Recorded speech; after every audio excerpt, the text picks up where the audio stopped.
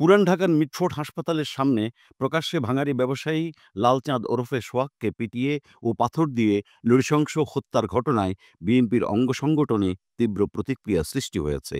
এই হত্যাকাণ্ডকে লোমহর্ষক ও নৃশংস বলে মন্তব্য করেছেন বিএনপির স্থায়ী কমিটির সদস্য সালাউদ্দিন আহমেদ।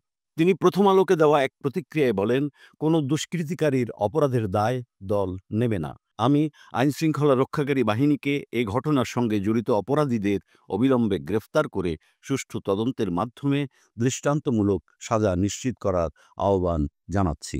ভিডিও ফুটেজে হত্যাকাণ্ডে জড়িত হিসেবে যুবদল, ছাত্রদল ও স্বেচ্ছাসেবক দলের কয়েকজন নেতাকর্মীকে শনাক্ত করার পর সংগঠনগুলো থেকে তাৎক্ষণিক ব্যবস্থা নেওয়া হয়েছে।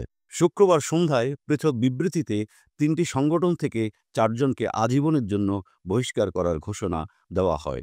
বহিষ্কৃতরা হলেন যুবদলের কেন্দ্রীয় নির্বাহী কমিটির সাবেক জলবায়ু বিষয়ক সহসম্পাদক রজ্জব আলী পিন্টু, ঢাকা মহানগর দক্ষিণ যুবদলের যুগ্ম আহ্বায়ক সাবা করিম লাকি, চকবাজার থানা ছাত্রদলের সদস্য সচিব অপু দাস, স্বেচ্ছাসেবক দলের কালু ওরফে স্বেচ্ছাসেবক কালু। জাতীয়তাবাদী যুবদলের কেন্দ্রীয় সভাপতি আব্দুল মোনায়েম ও সাধারণ সম্পাদক মোহাম্মদ নুরুল ইসলাম এক বিবৃতিতে বলেন, বহিষ্কৃত নেতাদের কোনো ধরনের অপকর্মের দায়-দায়িত্ব সংগঠন নেবে না।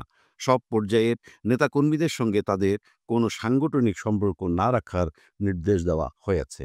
ছাত্রদলের কেন্দ্রীয় সভাপতি রকিবুল ইসলাম ও সাধারণ সম্পাদক নাসির উদ্দিনও অপু দাসের বিরুদ্ধে যথাযথ আইনি পদক্ষেপ গ্রহণ ও দৃষ্টান্তমূলক শাস্তির দাবি জানিয়েছেন। এদিকে ঘটনাটি সামাজিক যোগাযোগ মাধ্যমে ছড়িয়ে পড়ার পর ব্যাপক সমালোচনার জন্ম দেয়।